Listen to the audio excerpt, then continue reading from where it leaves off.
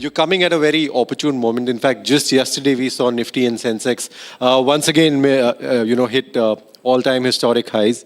But much before that, you actually already said that by 2026 end, Sensex will be at 107,000. Now, that's just one case scenario. I just want to understand from you, what are the tailwinds, what are the factors that you've considered while being so bullish on the India story?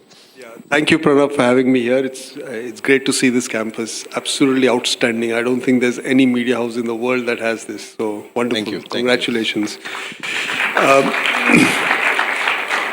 We have an optimistic outlook. You cited the bull case on the Sensex. There's a base case which also argues that the market is likely going up rather than down. And, yesterday my mother got very excited. She came to me, why is the market up so much? I said, no, it's not up a lot. No, it's made an all-time high. And it's hard to explain this to my mother, but the fact is that in the last 12 months, India has been the worst performing market in the world amongst large markets. So if you take the top 20 markets in the world, India is 20th. And it's been a tough year for India on a relative basis. Markets around India are up between 20 and 70%. So it's a really bad year. In fact, I went and checked the data. This is the worst relative year for India since 1993. Okay. So 32 years, we've not had such a bad relative year. There are three reasons for that. And that dovetails into this conversation about what could happen in the next 12 months. So first is India's growth slowed down.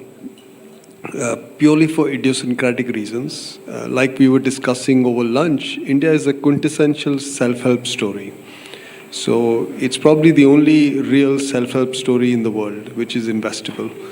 And India went through some of its own problems last year. Because of elections, government spending slowed down. We had a very heavy rainfall in August.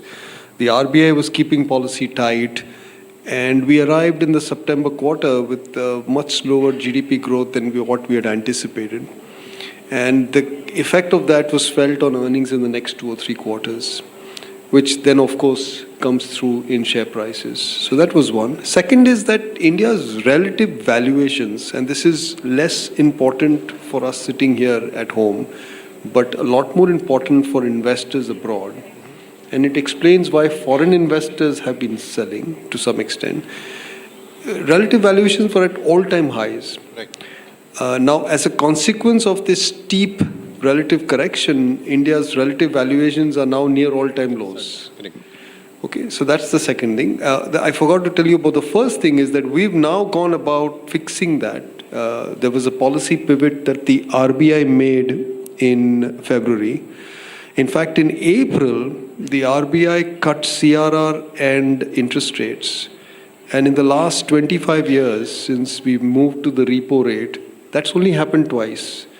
Once during the global financial crisis and once during COVID. Right. And frankly, April did not resemble any crisis. True. So it was unprecedented policy response, and it has been then backed by the government on multiple fronts.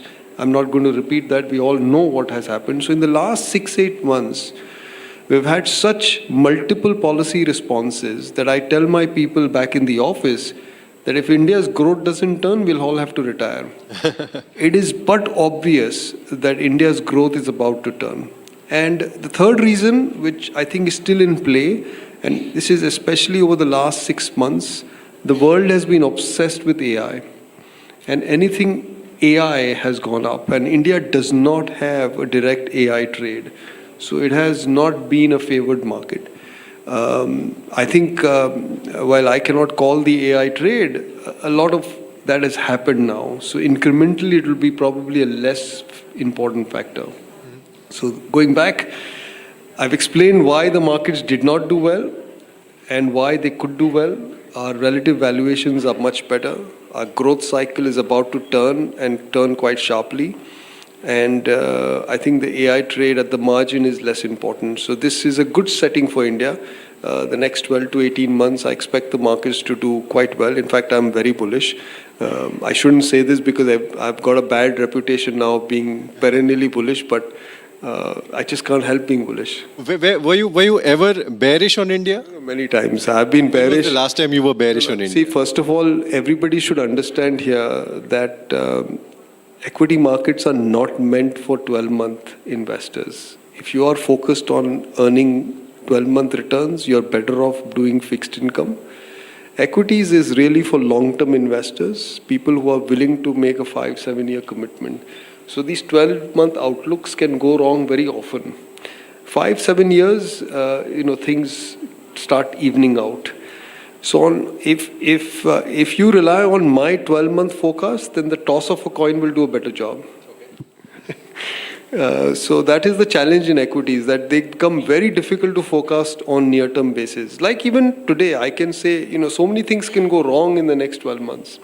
And that could make my forecast look very stupid, like they did in the last 12 months and made my forecast 12 months ago look not so good. So I think, I've been bearish in the past, maybe When was that? maybe 2013, 2007. I think those are the two occasions I remember. So what has changed between 2007, 2013 to now? What exactly has changed over the past 12 years? Pranav, so much has changed that we will run out of time. But let me try to... Now that you've postponed your flight, we have all the time. Let me summarize this in 3 big takeaways. So I think our previous speakers have alluded to this, so there may be some repetition here, so bear with me. But I think the first thing that has changed is macro stability. So in very simple terms, it's how much India depends on the world for its growth. So if you look at, and I was discussing here with a couple of you, that equity returns is not about growth. It's about balance sheet. If you manage balance sheet, so when you're searching for businesses to invest, you must look at businesses that manage balance sheet well.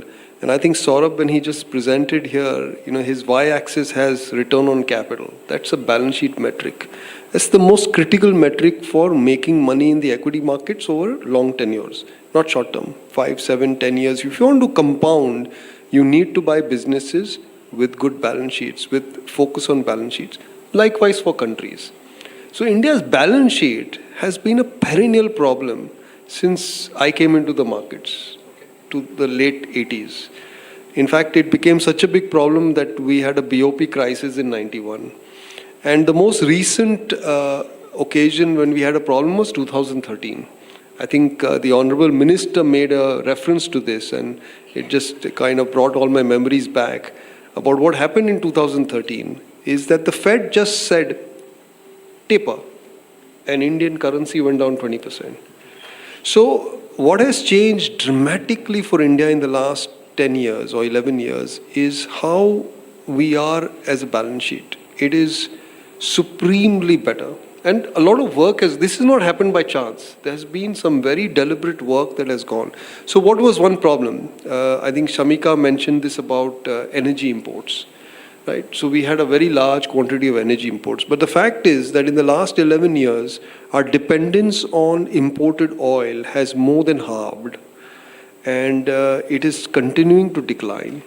And that is, I think, a major change that we have brought about. And it didn't happen by chance. It happened because we made better highways so our cars could go faster. GST meant that trucks were not waiting at state borders to pay taxes. We have electrified all our locomotives. So we've gone to almost 90% electrification. Almost every village in India now has electricity, so they're not burning oil. In fact, in this part of the country, northern part of the country, if you remember 20 years ago, people would fire diesel gensets to generate electricity. They don't do that anymore. So we were using diesel to make electricity.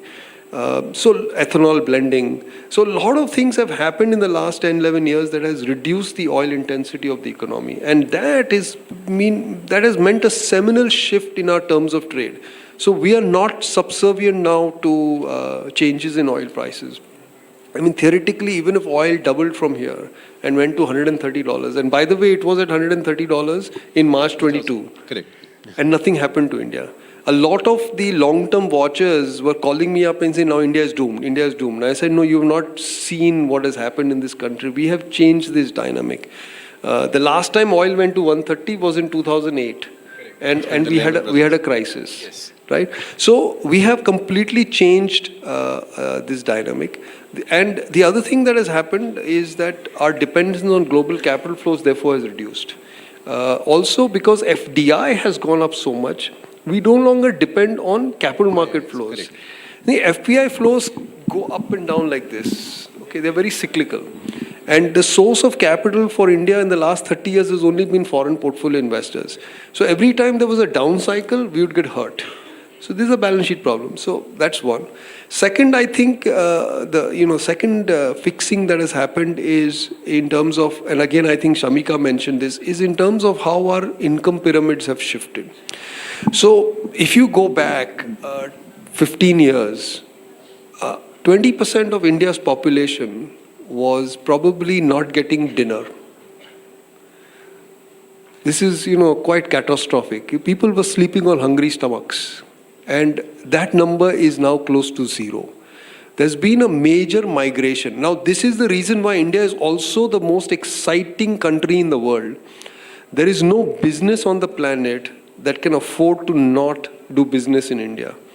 Because at the top, we have 5 million households that can buy anything, a Louis Vuitton purse, to a BMW, to a Mercedes, to an Apple phone, to a jet, anything. They are as rich as the richest on the planet. And then we have income cohorts which run into millions of people, right? Which can buy any amount of stuff. Why is this GST change so critical? Because in one night, we just transitioned a group of millions of people from here to here. And suddenly now those few millions can afford a new car, they can afford a new AC, they can afford just by reducing the price. That's the layering of the Indian economy. 1.5 billion people spread across 15, 20 layers means that we have the type of consumption potential that the world doesn't have right now. So India, our estimate is it accounts for about 20% of global growth. And one of the reasons why we are not seeing a recession in the world is because of India. And this 20% number is only going to rise. So depending on what product or service you're selling to the planet, it could be between 10 to 100% of your growth. Now, if you don't know business in this country, then you are not going to get that growth. So I think that's the second thing. So how we have altered the pyramid because of how we have addressed poverty, I think has changed the dynamics for the country. And I would say the third thing is is all the reform that is happening, which is, I think, now going to allow our manufacturing sector to grow. We have been in a perennial decline in manufacturing. India simply escaped industrial progress. We went straight from an agricultural economy to a services economy, and we never got industry going for many reasons.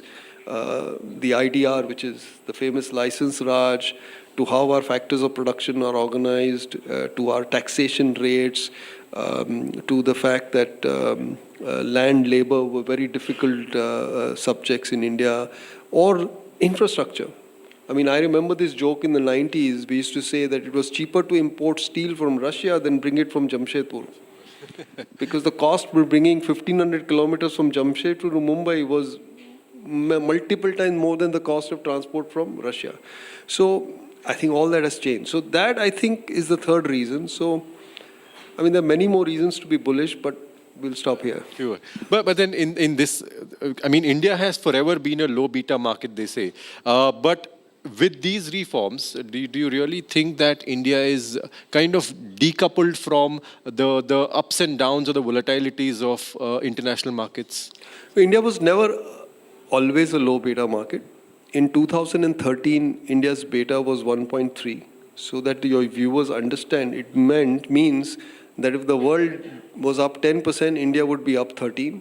If the world was down 10, India would be down 13. So it would move much more than the world. Today, India's beta, my estimate is 0.4. Correct. So the downside protection on India, it's much better. And this has happened because we have curbed inflation volatility. See, one of the first few things that the Prime Minister did when he assumed office in his first term was to address inflation. So the Commerce Minister spoke about this, that inflation had become double digit. And given his upbringing at grassroots level, he understood one thing very simply, that inflation hurts poor people the most. It doesn't hurt people in this room. It hurts the people who cannot afford to be in this room, and those are bulk of India's population. And the intrinsic reason why we have managed to extract people out of poverty is because we have brought down our inflation rate. Mm-hmm. So bringing down inflation is the surest and the best way to address this problem. And he did this by mandating the central bank to target inflation, and it has been a massive success. So the inflation, forget about the inflation rate, which has anyway gone down, the volatility of that rate is amongst the lowest in the world. If your inflation volatility is low, your interest rate volatility goes low. If your interest rate volatility goes low, your growth volatility goes low. And low growth volatility means share prices are less volatile. I think one of the global news channels just published this article yesterday, that on a trailing 75-day basis, the Nifty is the least volatile market in the world, half as volatile as the US. We did not enjoy this 10 years ago. This is the unprecedented change in our capital markets, and it's a consequence of conscious policy choices that the government has made. Okay. But you once mentioned that the levels to which inflation has now dropped, now there's a reverse challenge to probably push it up further. Is that one? And if that's the case, you also, there was a mention that it's good for equities in that case. Yeah, that is a challenge that has emerged in the last few months, and it has got accentuated by the GST rate cuts. So yes, CPI has gone well below the RBI's target, and the RBI is reflating. So it is now targeting a higher inflation, and that is great for nominal earnings. And it is the primary reason why I'm so bullish on the stock market for the next 12 to 18 months, because I think the RBI will succeed in reflation and earnings will be up, okay, and will surprise everyone.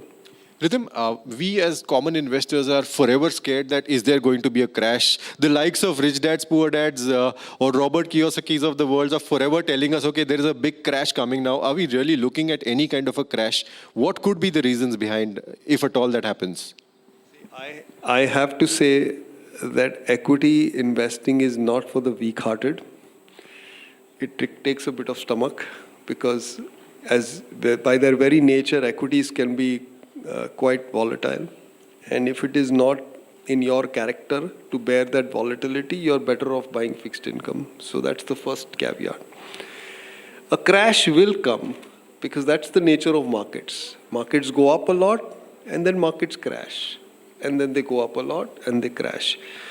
My humble suggestion here is that I don't think we have gone up a lot, so I don't think a crash is imminent. But you can't rule out one in the next 5 years, for example, because again, I don't know exactly when it happens, but it will happen when everybody is buying stocks. When your taxi driver tells you, "Sir, ye share le lo, bahut paisa aayega." We have not got there as yet.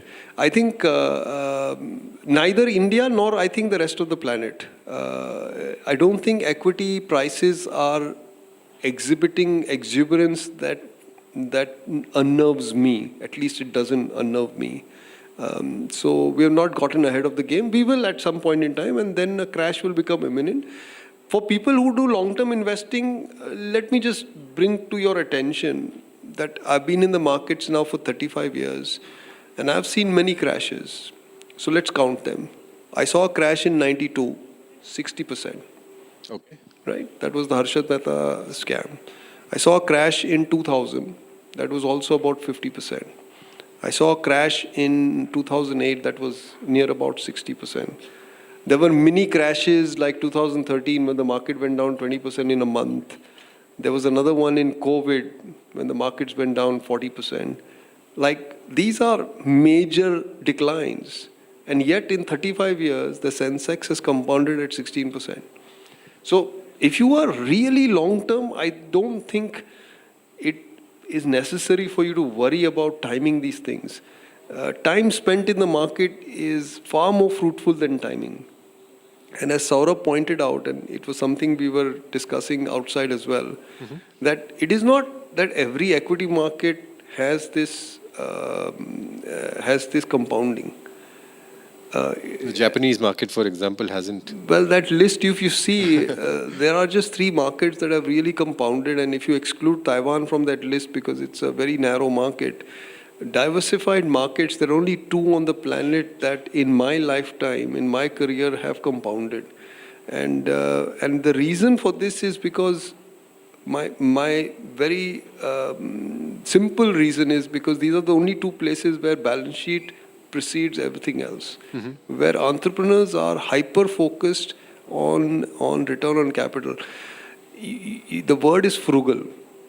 We are a very frugal country, and we are frugal about everything. And that's how you make money in the markets. You have to be frugal. If you are spendthrift and if you're throwing money after everything, you don't make returns. And if you don't make returns means equity returns. Right. So if you can't make return on your book capital, you can't make money on your equity capital. Right. You can't make money on your share price. So that is the intrinsic difference between India, the US, and the rest. Okay. If I have to ask you for one last question on the likely headwinds that you see, if at all you see tariffs as one of the headwinds in this entire story that we are talking about, Sensex at 107,000 or 95,000 in a second best case scenario that you're talking about. What are the headwinds, and are tariffs a problem? So 95 is the base case. In a best scenario is 107, and then there is a bear case. No, you mean US tariffs, India-US tariffs? Yes. No, I don't think that's a very material event. It could be a small boost for the Nifty. The risk actually are that global growth falters, and we get a recession in the US, and that then prevents India's growth cycle from turning. Because the US is a very large economy, and the world cannot grow unless the US is in okay shape. It doesn't have to be in very good shape, but it shouldn't be in a bad shape. So I think that's the most important risk factor. I would say, that is enough. There are other small things, but this is the major risk factor to my outlook. Wonderful. Ridham, thank you very much for talking to us, coming all the way. Thank you very much. Looking forward to meeting you once again.